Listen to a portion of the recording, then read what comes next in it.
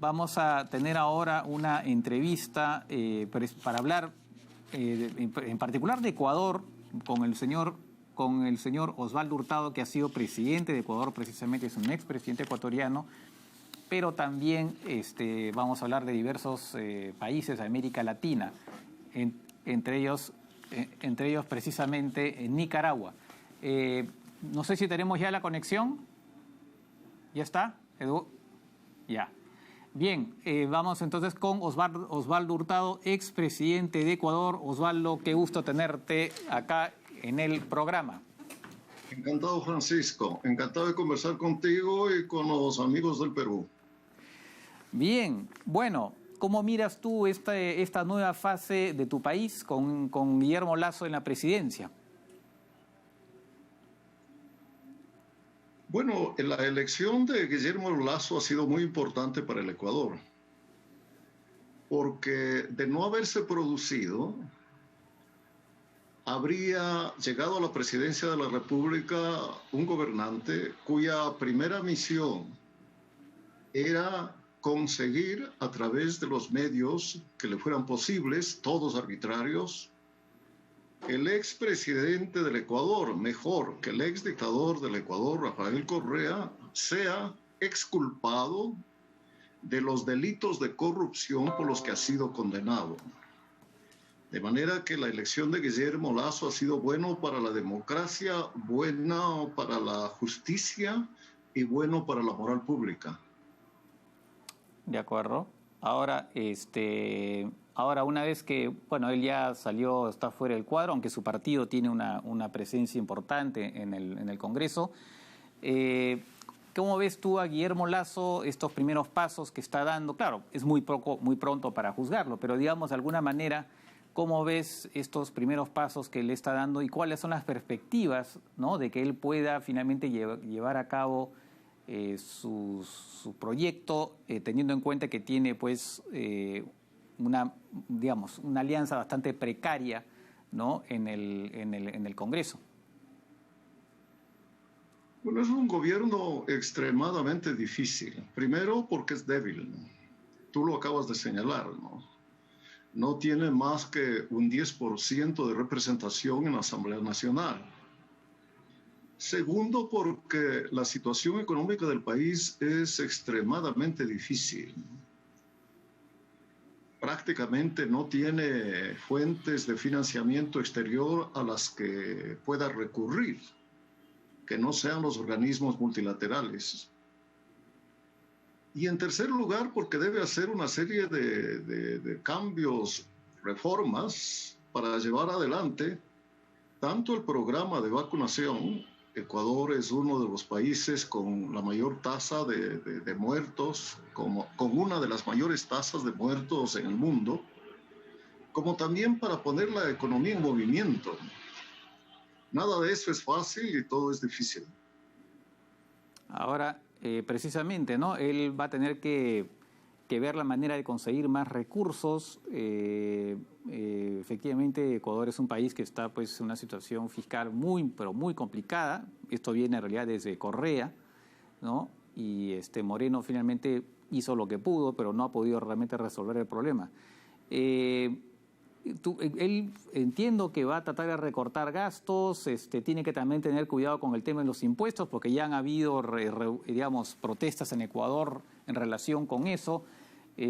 ¿Tú qué tipo de medidas crees que él pudiera adoptar en esa materia, un poco para reducir el déficit? Una señal que todos los actores económicos tienen en cuenta es el orden en las finanzas públicas. La economía ecuatoriana tiene un alto déficit que es indispensable y necesario corregir. Y tú lo acabas de señalar, solo hay dos caminos: más impuestos o recortes en la nómina pública, porque ya se han hecho recortes en toda la inversión de capital, de manera que ahí el margen es muy estrecho. O deuda. Como lo dije ya en lo último, hay una limitación muy severa y en las otras hay limitaciones políticas Y también el hecho de que pues, los impuestos tienen que ser aprobados por el Congreso Nacional y ahí no tiene los votos para conseguir que se aprueben impuestos. Además de que se comprometió en la campaña electoral en no elevar los impuestos.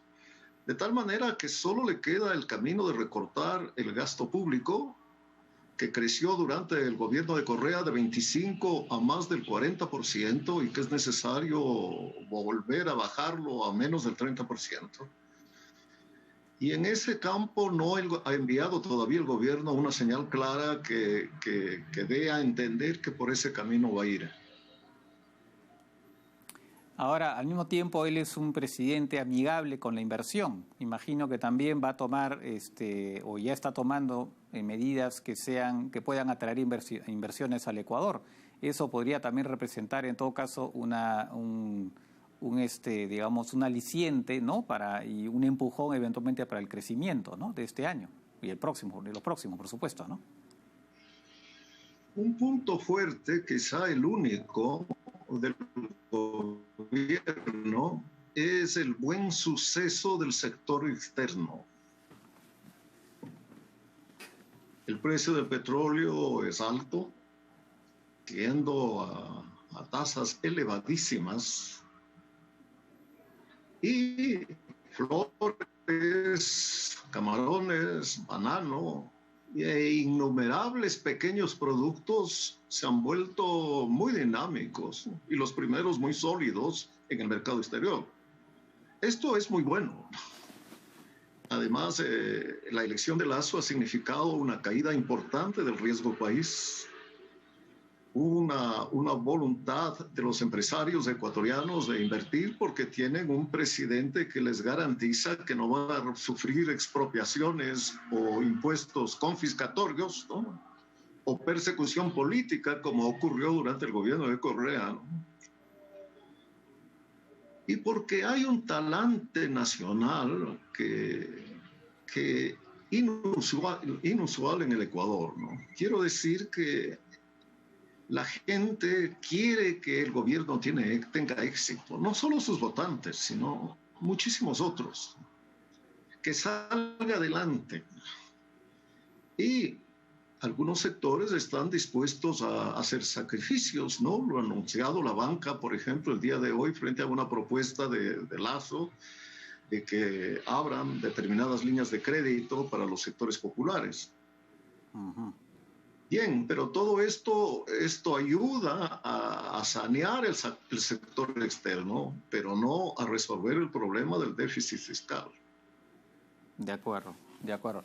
Dicho sea de paso, cuando tú hablas del sector externo, ahí tiene mucho que ver ese tratado de libre comercio que firmó Ecuador con la Unión Europea, ¿no? Que eso fue tal vez una de las cosas rescatables del gobierno de Rafael Correa, que al final él rechazó esa posibilidad en un inicio, pero después se convenció de que era necesario, y creo que eso definitivamente ha beneficiado las exportaciones que tú mencionaste ahora, exportaciones ecuatorianas, ¿no? De esos productos, bananos y otros que Ecuador ha estado exportando, ¿no?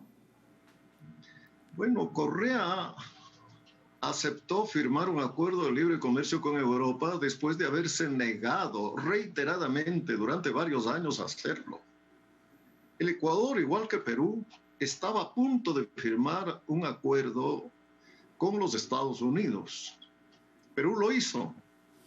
Correa dijo que enviaba al tacho de basura de la historia esa negociación y la canceló. Perú tiene una docena o más quizá de tratados de libre comercio. En esta materia el país está absolutamente atrasado. Y la izquierda ecuatoriana es una izquierda muy conservadora, ¿no? Muy anticuada, muy tradicional, ¿no? Y de los tantos postulados que tiene, y por eso lo que acabo de decir de Correa ocurrió, es una enemistad visceral contra los tratados de libre comercio.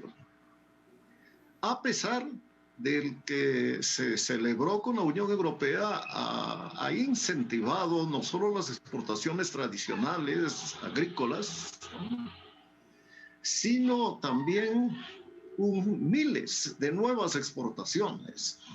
miles de nuevas exportaciones, además favorecidas por el desarrollo de los medios digitales de comunicación internacional, ¿no? El Internet concretamente.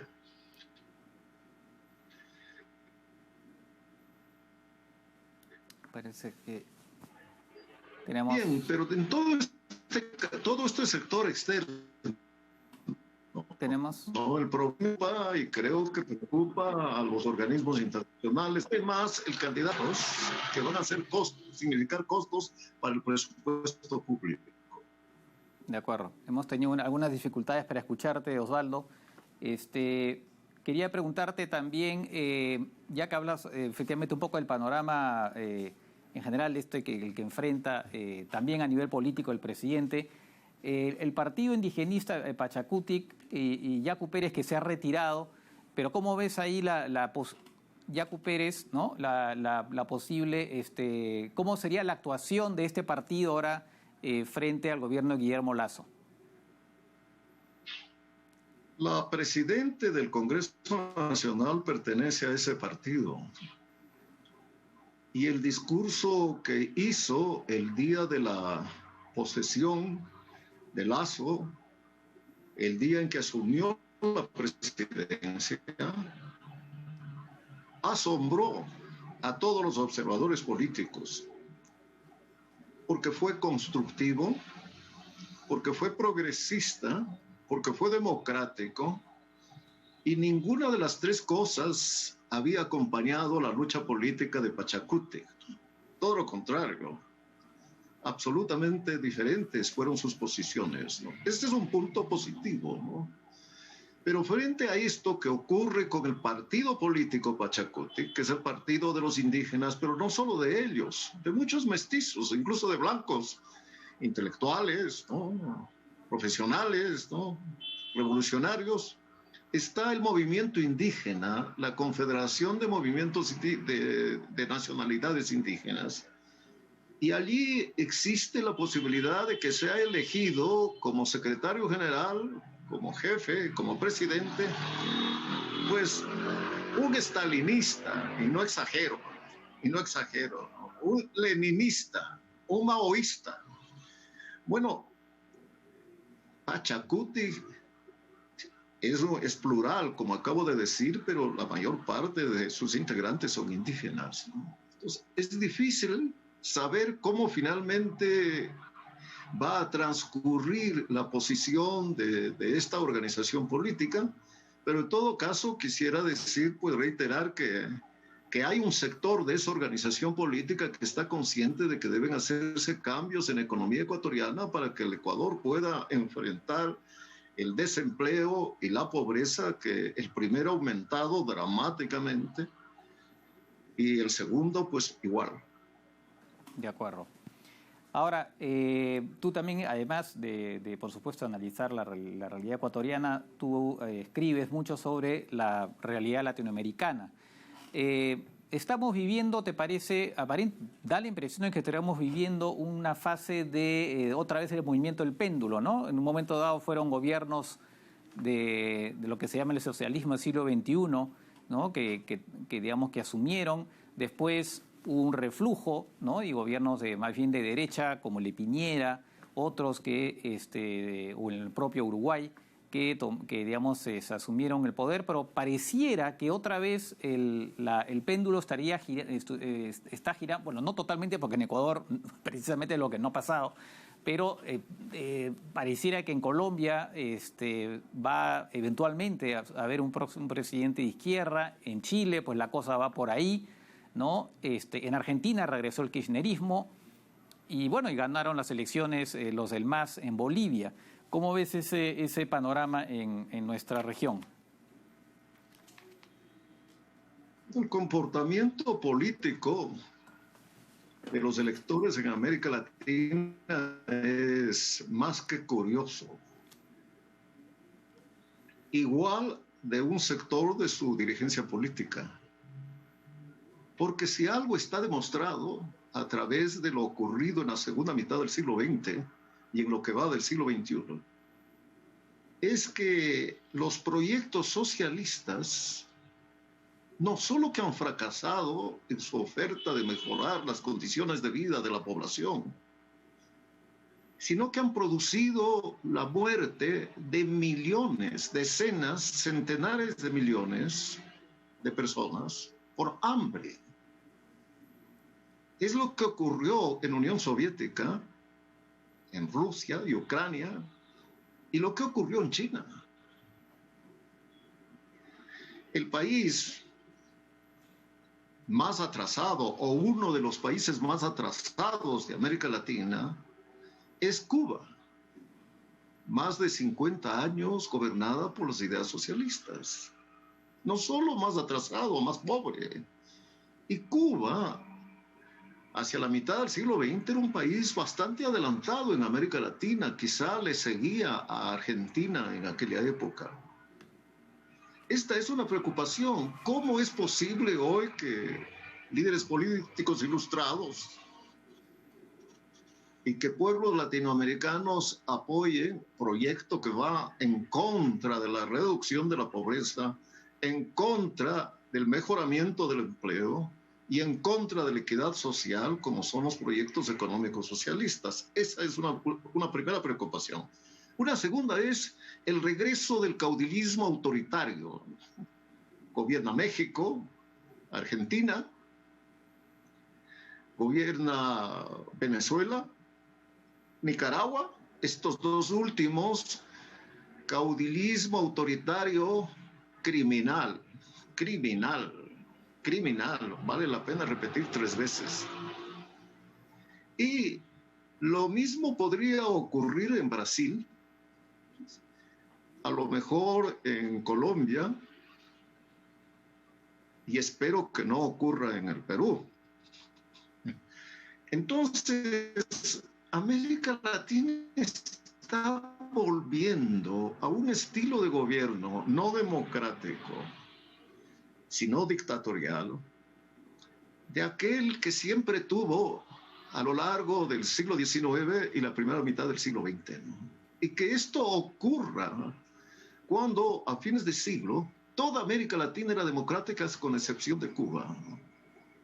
Quizá la originalidad de hoy es que estos caudillismos ya no solo son de izquierda, ¿no?, sino que también existe un caudillismo de derecha en la República del Salvador. Por eso me parece a mí que las elecciones de este domingo en el Perú son cruciales para que pues, el Perú pueda seguir progresando como lo ha venido haciendo hasta ahora. Ahora, sin embargo, se ve que sí había un descontento, por ejemplo, en Colombia hay un descontento muy extendido que viene además, incluso hace el 2019 ya se produjeron protestas muy fuertes, y cuando se hacen encuestas entre la gente, pues se ve que gran parte de la población apoya, si bien por supuesto rechaza esta violencia que también se ha visto que es producto de grupos tipo las FARC, disidencias de la FARC, Ejército de Liberación Nacional y narcotraficantes, pero más allá de eso, finalmente las marchas es una protesta pacífica en su mayoría y la población en general apoya. Igual estamos viendo en Chile, o sea, pareciera como que efectivamente el sistema de mercado que se ha instalado en la mayoría de nuestros países, es verdad, han reducido muchísimo la pobreza, ¿no? Pero, claro, igual queda un bolsón todavía al que no ha sido todavía beneficiado. Y por otro lado, lo que en general creo que eso coincide en muchos analistas, se han generado clases medias, personas que han salido de la pobreza, ¿no?, que se han convertido en clases medias, pero clases medias precarias. Y además las clases medias que en general suelen ser más exigentes obviamente que los más pobres, porque los más pobres están preocupados en el sobrevivir día a día, ¿no? Eso lo menciono siempre cuando converso con mis invitados. Recordemos lo que pasó en Brasil, ¿no? El 2013, recordarás esas protestas que se dieron en relación con el transporte, ¿no? Y se dijo que eran clases medias que exigían mejores servicios. Ahora se ha dicho un poco lo mismo de Chile y ahora respecto de Colombia. Hay igual, aparentemente, sí hay motivos para que haya por lo menos parte de la población que esté descontenta, ¿no? ¿O no te parece? Bueno, hay dos clases de protestas. La protesta del pueblo, de sectores medios que no están contentos con sus condiciones de vida. Pero la propuesta que marca lo que hoy ocurre en Chile, mejor, lo que hoy ocurre en Colombia y ocurrió en Chile, es el terrorismo, simplemente, pura y simple. Y es él el que domina las calles, el que cierra carreteras, el que incendia puestos policiales, negocios, iglesias. Es el terrorismo. Entonces yo pienso que lo primero que tenemos que hacer en América Latina es distinguir entre los dos, ¿no? Entre la protesta legítima, este es un derecho constitucional, es un derecho democrático. Las calles son para eso, ¿no? Para que expresen los ciudadanos su punto de vista. Pero otra cosa es el terrorismo criminal que se hizo en Chile y que se está haciendo en Colombia. Eso por una parte, ¿no? Bueno, ya se quisieran varios pueblos de América Latina tener los niveles de vida de los chilenos o de los colombianos. Chile es el país más exitoso de América Latina en el siglo XXI. El que más pobres ha sacado de su condición de atraso, con los mejores niveles de empleo, con los mejores niveles de salarios, con los mejores niveles de equidad social, democracia plena, el régimen político que gobierna Chile. ¿Y eso quién ha hecho? Los partidos democráticos de Chile, hoy casi borrados del panorama político de ese país, ¿no? A mí me parece que todo esto no va a conseguir lo que ingenuamente o idealistamente quieren obtener aquellos que han salido a las calles. No hablo de los terroristas porque lo que ellos quieren es echar abajo el régimen constitucional, echar abajo la democracia y establecer gobiernos equivalentes a los de Venezuela y Nicaragua. Hablo del pueblo democrático que está descontento. Bien,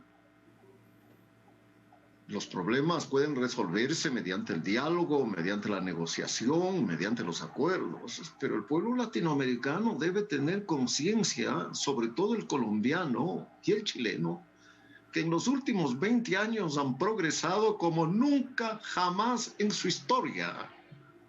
Que todavía hay pobres, ¿cierto? Claro que sí. Que todavía la clase media padece necesidades, sí. Pero en ambos países nadie se muere de hambre. Todos se alimentan razonablemente bien, unos mejor que otros.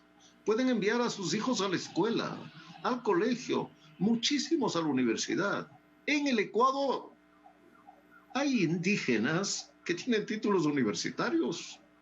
Hay indígenas millonarios que tienen mucho más dinero que los nietos de los hacendados ecuatorianos del siglo XIX y de la primera mitad del siglo XX. Esto en un país como el Ecuador, que no es de los más avanzados. Claro que todo esto que yo digo está a contracorriente de lo que dicen los medios de comunicación, los analistas políticos, que ponen las tintas más oscuras en todo lo que todavía falta en Chile y todavía falta en Colombia, pero no señala el extraordinario progreso de Chile. Bien, ¿cuál es el país del mundo más exitoso en vacunación? Israel. ¿Cuál es el segundo? No es Estados Unidos, no es Inglaterra, no es Francia, no es Japón. Es Chile, es Chile. Bien, yo me siento obligado, ¿no?, a hacer un alegato a favor de la democracia chilena, de los partidos históricos de Chile, ¿no?, y de los progresos alcanzados por ese país, para mí envidiables. Un dato más, el país de América Latina que más alta tasa de crecimiento económico va a tener este año es Chile, por sobre el 7%. ¿Y eso qué significa? Más empleos y menos pobres.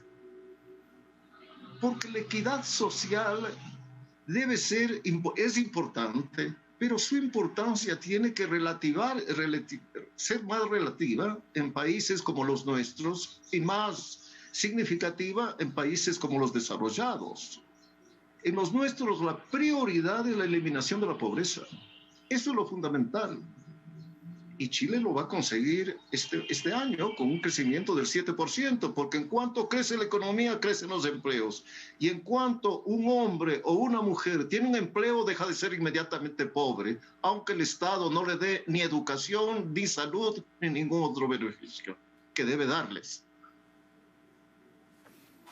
De acuerdo, Osvaldo. Bueno, vamos a ver qué sucede precisamente en Chile, porque van a haber elecciones, ¿no? Bueno, ya hay una asamblea constituyente que ha sido elegida, y bueno, ahí vamos, no se sabe exactamente qué va a salir de esa convención constituyente, pero sí se vienen las elecciones presidenciales y todo parece, bueno, hasta ahora por lo menos pareciera que fuera más bien el candidato de izquierda del Partido Comunista que aparece como favorito. Así que vamos a ver también qué sucede a ese respecto. Y claro, lo de Colombia, que todavía todavía no se resuelve esa crisis, y ellos van a tener elecciones presidenciales el próximo año.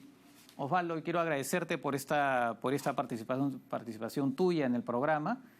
A ti. Y pues nada, estaremos atentos también a lo que sucede, por supuesto, en Ecuador. Mucha suerte también para ustedes, que creo que también ustedes necesitan todas, digamos, las buenas vibras, como se dice, de parte nuestra, así como también nosotros de parte de ustedes. Así que pues nada, otra vez gracias y seguramente será hasta otra oportunidad. Gracias a ti, Francisco. Muchísimas gracias. Un abrazo. Un abrazo.